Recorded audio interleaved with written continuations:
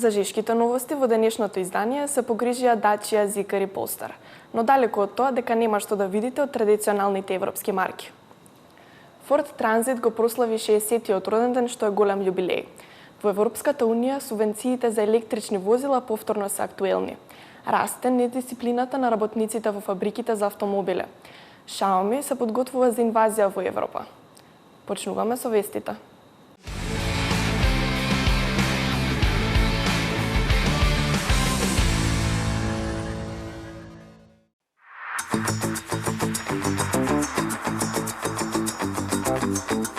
Дали е на повидок ново партнерство? Низ кулуарите на автоиндустријата се шират гласини дека Рено и Chery преговараат за можностите за заедничко производство и продажба на возила во Јужна Америка. Плановите конкретно се насочени кон фабриките на француската компанија во Колумбија и Аргентина, во кои Chery би ги произведувал своите автомобили.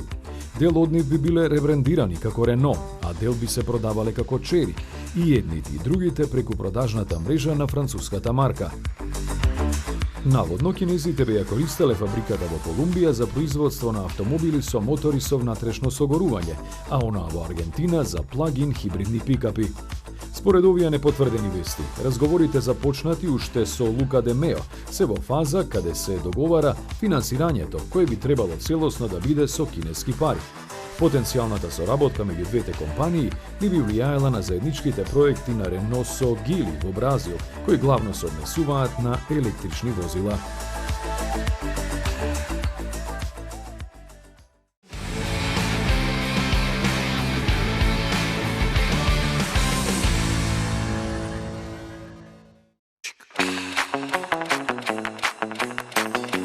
Кинескиот гигант Xiaomi започна да се подготвува за инвазија на Европа, отворајќи центар за истражување, развој и дизајн на електричните автомобили во Минхен.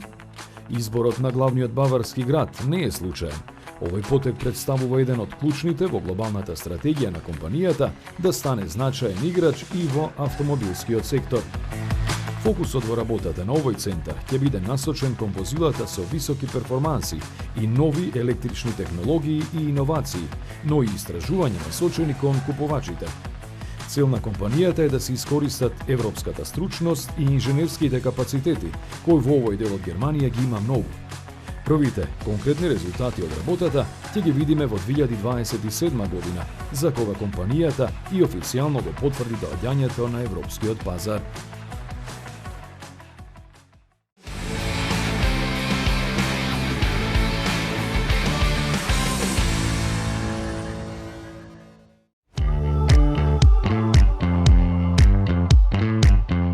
Некогашната фабрика на шведскиот Saab повторно ќе произведува, но не автомобили, туку специјални возила за рударски операции. Наменети за работа длабоко во земјината утроба, тие се електрични, бидејќи поинаку не ни треба да биде. Робусни и издржливи, тие се производ на германската компанија Jacob Mining, која својата експертиза на ова поле ја гради со децении. Развиени да ги издржат екстремните услови за работа, имаат погон на сите 4 тркала, автономија од 250 км и носивост од 1050 кг. Покрај тоа, располагаат и со низа безбедносни решенија за да се исполнат строгите стандарди за заштита на рударите, како што на пример е системот против превратување. Плановите за обемот на производство и цените не се познати.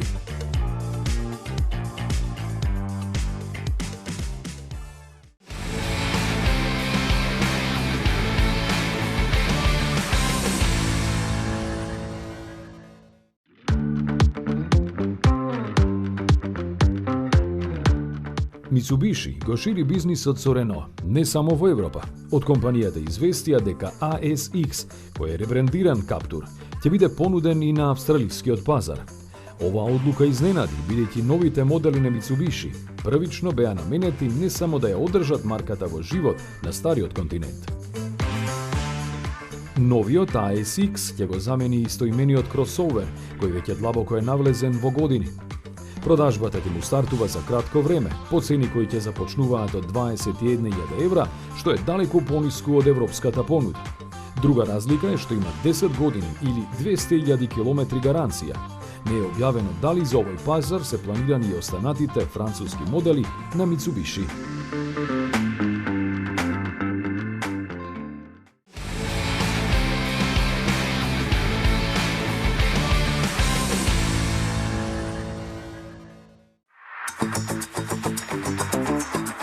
Volvo се пофали дека досега има продадено 1.000.000 плагин хибридни автомобили. Тие во неговата продажба учествуваат со 24%. Од јануари до септември глобално вкупно се пласирани повеќе од 122.000 примероци.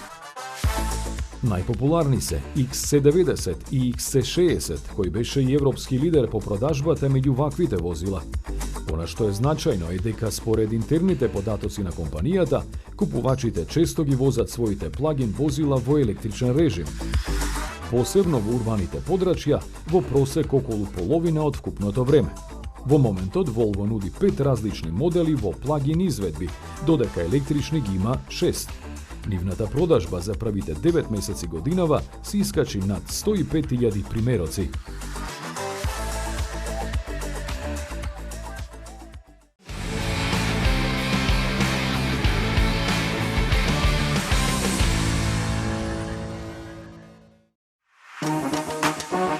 Една навидум обична информација со која Honda ги повикува децата да дојдат на јапонското Moto Grand Prix за да се дружат со Покемон мотоцикл, не заинтересира да прокопаме подлабоко. А она што го откривме, не изненади исто колку што ќе ги израдува децата.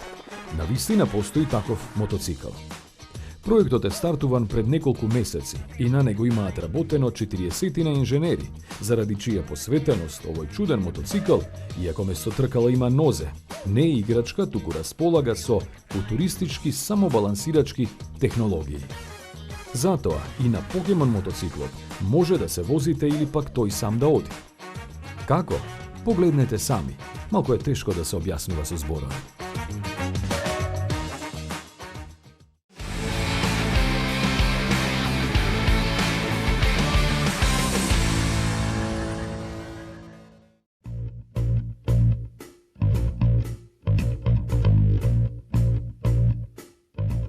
Изгледа како од филмовите за Mad Max, а и можностите не се далеку од тоа. Креиран само за авантури, бидејќи не може да се регистрира, овој теренец со своето екстремно ослонување ќе го совлада и невозможното. Сите 4 тркала му се управливи, а силата ја добиваат од електромоторите сместени во нив. Располага со вкупно 404 коњи, а перформансите кои сигурно му се живописни не се објавени. За да има корист од него, на алуминиумската шасија можат да се монтираат и додатоци, како плуг за снег, например. Производ е на компанијата Vanderhall од сојузната американска држава Јута, која вложи неколку години во неговиот развој. Ако ова возило ви се чини интересно, треба да знаете дека декларираната автономија му е 225 км. Чини $50.000, а има гаранција од само 6 месеци.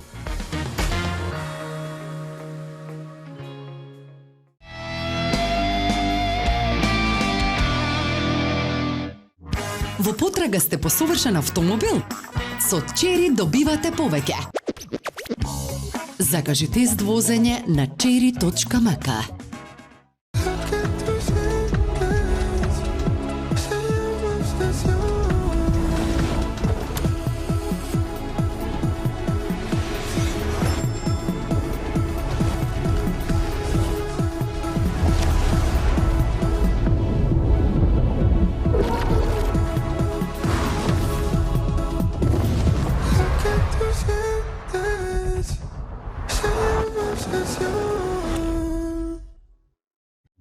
Во потрага сте по совршен автомобил? Со Chery добивате повеќе. Закажи тест возење на chery.mk. Oh, it's a head turner. All eyes on it when it passes the corner.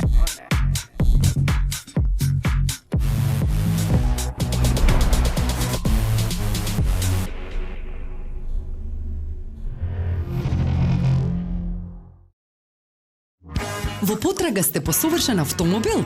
Со Чери добивате повеќе. Закажи тест возење на cherry.mk. Метрополис, број 1 радиомрежа.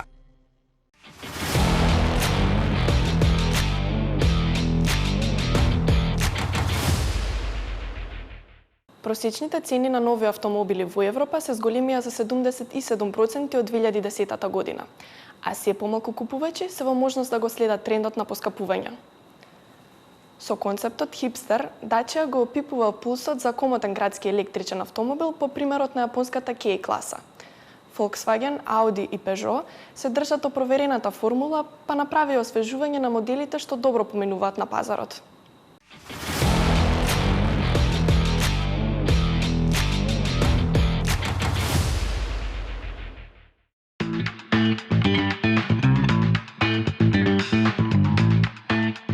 Во речниците терминот хипстер е опишан како млад маж кој припаѓа на урбана субкултура со необична, застарена облека и екстравагантен, индивидуалистички начин на живот. Dacia ја преведе оваа дефиниција во електрично градско возило. Концептот хипстер представува алтернатива на скапите електрични возила и според менаџментот на брендот има за цел да им даде на што е можно повеќе луѓе пристап до основна мобилност. Креативниот тим на брендот усвои сосема нов пристап кон дизајнот, создавајќи електрично возило кое е долго 3 метри и тежи само 425 кг без батеријата. Ова го прави концептот хипстер 20% полесен од Spring, од кој досега се продадени вкупно 180.000 примероци. На прв поглед, дизајнот на концепт автомобилот е модерна верзија на јапонските Kei автомобили и тоа не е случајност. Краткиот хипстер концепт, потенцијален конкурент на Opel Rocks, Fiat Topolino и Citroen Ami, но изненадувачки е простран, нудејќи доволно простор за 4 возрастни лица. Dacia ветува опсек од 150 до 200 км, ако стигне до сериско производство, што може да се случи брзо. Багажникот може да се прошири од 70 на 500 литри, така што, на пример, машина за перење може да се транспортира во задниот дел. Задната врата се протега по целата ширина од 1,55 метри. Едноставните седишта се изненадувачки удобни, а наместо традиционалните рачки на вратите се користат ремени за пристап до ентериерот. Не е прашање дали, туку кога Dacia ќе почне да го произведува серискиот модел врз база на концептот хипстер.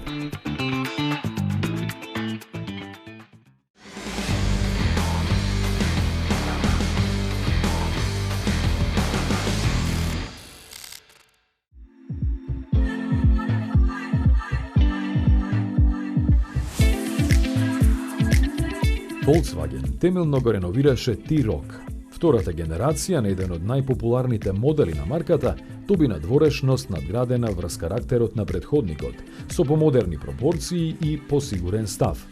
Предниот дел е инспириран од семејството електрични возила, заменувајќи ја традиционалната решетка за поелегантен изглед, дефиниран со LED лента во целосна ширина и осветлен амблем.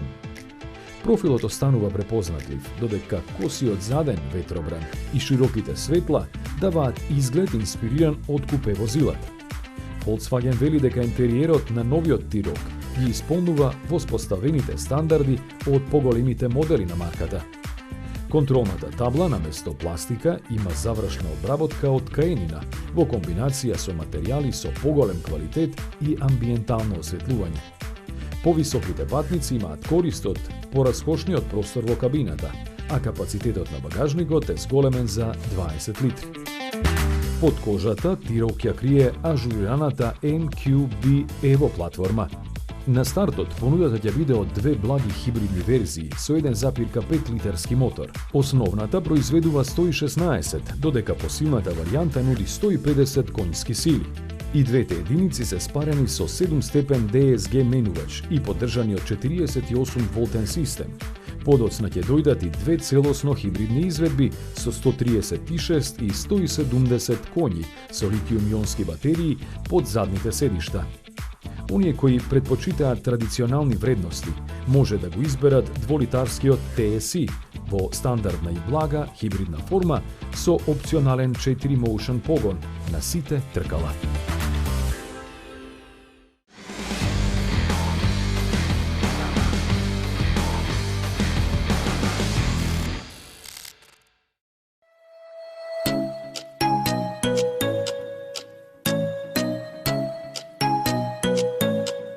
По неодамнешното деби на третата генерација Q3 од Инглштад побрзаа да го представат и неговиот порафиниран дериват со суфикс Sportback. Линијата на покривот му е редизајнирана, задното стакло заоблено, додека светлата и спортскиот браник се преземени од обичниот Q3. Должината му е скратена за 29 мм, а во интериерот нема изненадување. Audi Q3 Sportback се нуди со 5 погонски групи. Основниот 1,5 литарски мотор произведува 150 конски сили, колку што има и дизелот. Врвниот 2-литарски агрегат испорачува 265, а меѓу нив е сместена верзија со 204 коњи. Приклучниот хибрид има комбинирани 272 конски сили и батериски пакет кој му даваат 118 км движење со нулта емисија. Како погодност на користењето на MQB Evo платформата, достапни се верзии со стандардно или спортско ослонување, како и со погон на предните или сите 4 тркала.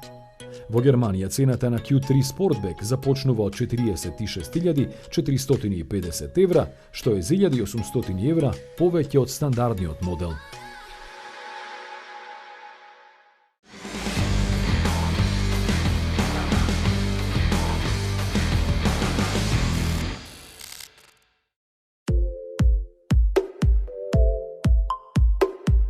После 4 години на пазарот, Peugeot и на 308 му даде нов изглед и нови способности.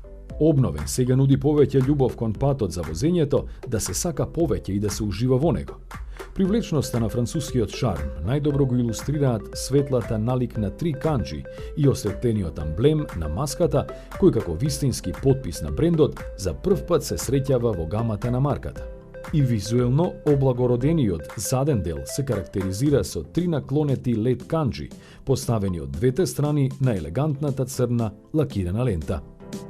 Рафинираноста на измените продолжува во интериерот, во чиј чист и пријатен дизајн, безпрекорно се интегрирани инструмент таблата и централниот екран на допир, за да ослободи максимален простор за патниците напред.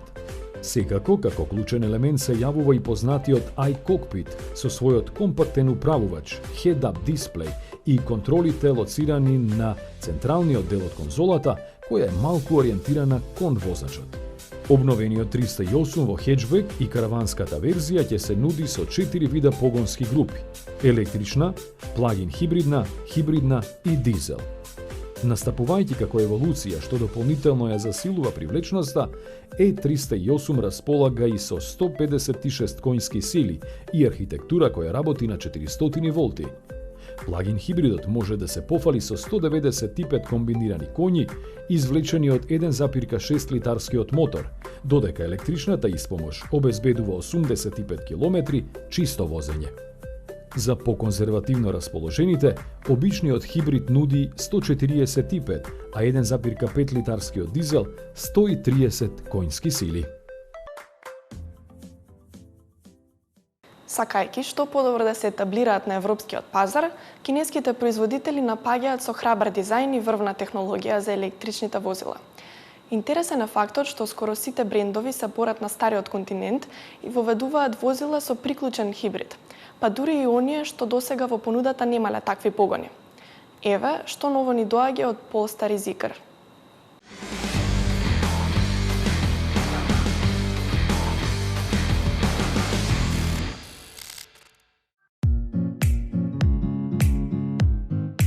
Однадвор изгледа исто, но одвнатре Polestar 3, кој беше представен лани, доби сериозни надградби. Основата за се е 800-волтната електрична архитектура, која со своите технички предности овозможува пред се побрзо полнење на батериите. Измените се доста слични на оние на Volvo EX90, што не треба да чуди, бидејќи двата модела се сестрински. Во бројки изразено, новата електрична архитектура донесува за 6% подобрена ефикасност, а батериите чиј капацитет е 92 и 106 киловат-часа ќе се полнат со 310, односно 350 киловати моќност. Задниот електромотор сега располага со 333 конски сили, кои во комбинација со предниот, кај посилните модели, овозможуваа испорака на 544, односно дури 680 коњи, кај перформанс верзијата. Автономијата, зависно од изведбата, се движи од 593 до 635 км, а максималната брзина е ограничена на 210, односно 230 км на час. Преработена е и внатрешноста која донесува грејење и на задните седишта. Посебно развиен Bowers & Wilkins аудио систем со звучници во наслоните за глава, активно поништување на бучавата од патот и друго. Цените не се објавени, сегашните верзии во Шведска стартуваат од 80.000 евра.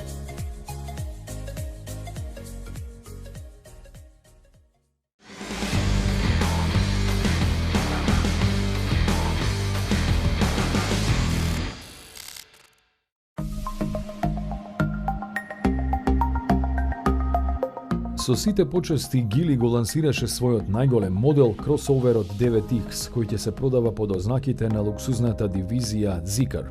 Значајно е што со него кинеската марка прави исчекор од досегашната практика да нуди само чисто електрични возила.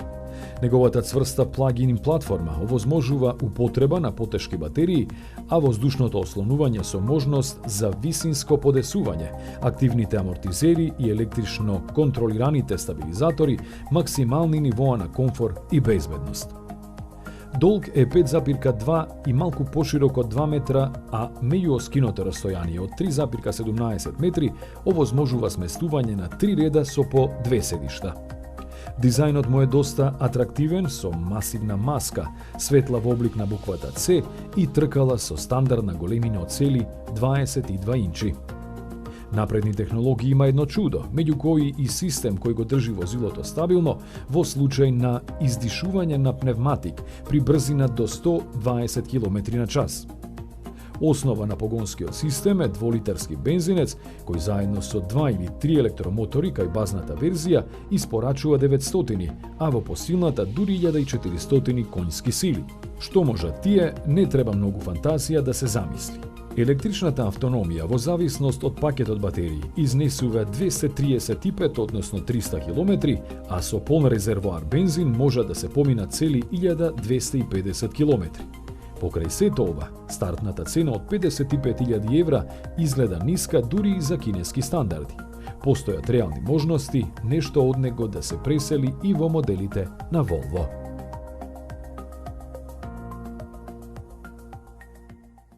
Ние не одиме кон Европа, но таа нам сериозно ни се приближува. Вестите што ни доаѓаат од германските фабрики на Volkswagen и Tesla порано беа незамисливи.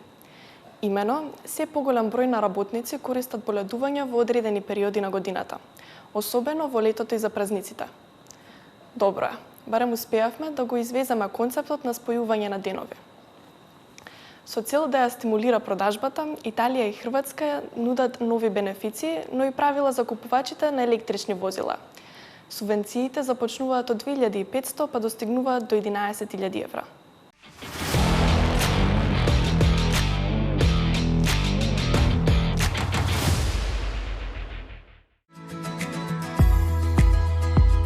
Не е лесна работата на автомобилските менаџери, посебно оние пониско рангираните чии примања не се во милиони. Тие мора да се грижат за се, оти целиот процес на производство ќе запре, ако само еден дел не стигне на монтажните линии на време. Или пак ако некој работник не се појави на своето работно место, што е се почест случај. Имено лани Volkswagen заради недисциплина во работата, најмногу заради неоправдани изостаноци на своите вработени, има поделено 548 откази, од кои повеќе од 300 во Германија. Изречени си преку 2000 опомени. Според интерните податоци на компанијата, изостаноците од работа го чинат Volkswagen приближно милиарда евра годишно. Слични проблеми во Германија има и Тесла, чии шефови заради големиот број работници на боледување им вршат изненадни посети дома да проверат дали навистина се болни. Иако ова звучи како крајно неприфатливо, дури и понижувачки, од менаџментот напоменуваат дека во некои моменти, посебно во летните месеци, дури 15% од вработените биле на боледување. Споменуваат и дека на нивниот платен список се наоѓаат околу 200 луѓе кои по цела година не дошле на работа, туку само повремено носат потврди од лекар дека се болни. Но тоа не е се. Во фабриката во Берлин е утврдено дека за 2 години исчезнале неверојатни 65.000 шолји за кафе, чиј добавувач е IKEA. Бидејќи во неа работат околу 12.000 луѓе, тоа значи дека во просек половина од работниците украле по 5, а другата половина по 6 шолји.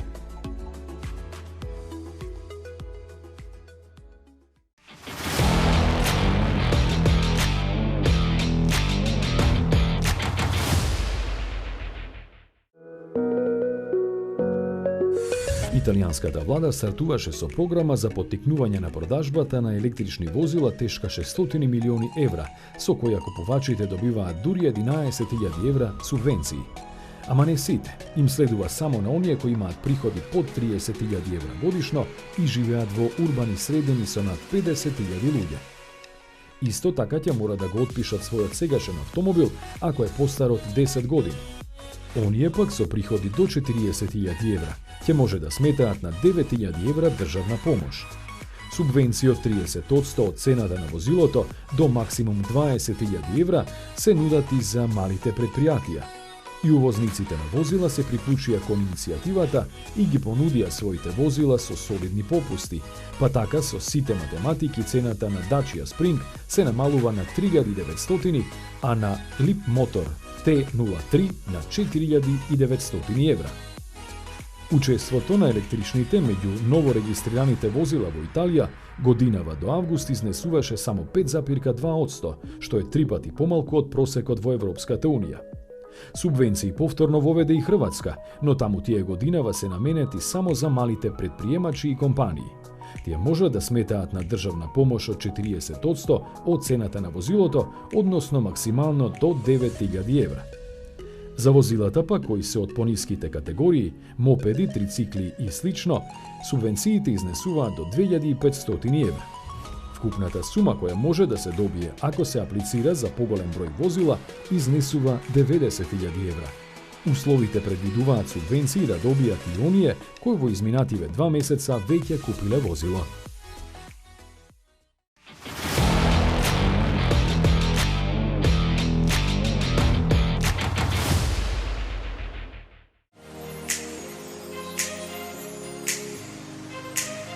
Ford Transit го прослави 60-тиот роден ден. Настана во време кога Европа економски беше закрепната од војната и купувачите бараа нешто повеќе отколку робусни возила за товарање. Како прв заеднички модел после спојувањето на двете европски филијали на Ford во една компанија, во себе ги обедини британското искуство и германскиот инженеринг. Со својот стил успеа да ја промени историјата на комерцијалните возила и затоа и денес живее на сите континенти. Производството беше организирано во англискиот Беркшир, во погоните од каде некогаш излегуваше борбениот авион Hawker Hurricane. Основната конструкција беше едноставна, практична и направена да трае, а погонската механика ја презеде главно од Таунус. Во него се вградуваа V4 и V6 мотори, а подосна и дизели, кои се одликуваа со својата издржливост и повисока моќност во однос на конкурентите. Просторот беше подобро искористен, со што лансирањето на повеќе разни каросериски верзии беше едноставно од конструктивна гледна точка. Се нудеше во кратка и долга верзија, како фургон, комби, минибус, пикап и камионче, со носивости од 610 до дури 1780 килограми. Беше разумно ефтин и издржлив и затоа брзо стана популарен меѓу широк број купувачи. Интересен е фактот дека на почетокот од 70-тите години британската полиција утврдила дека Транзит бил користен во дури 95% од грабежите на банките на островот. Во 1978 година беше темелно обновен, а од првата генерација која се произведуваше во 10 фабрики низ целиот свет, до 1985-та беа направени повеќе од 2 милиони возила. Совкупно до денес, своите 13 милиони пласирани примероци, остана најпродаван модел во светот од својата категорија. А како и не би, кога во моментот е достапен во повеќе од 1300 варијанти, без да ги сметаме бојата на каросеријата или опционалната опрема. 60 годишниот јубилеј на производството на Ford Transit е редок пример во автомобилската индустрија и вреден за голема почит. Со ова ја завршуваме денешната епизода на Автомагазин. До следната сабота.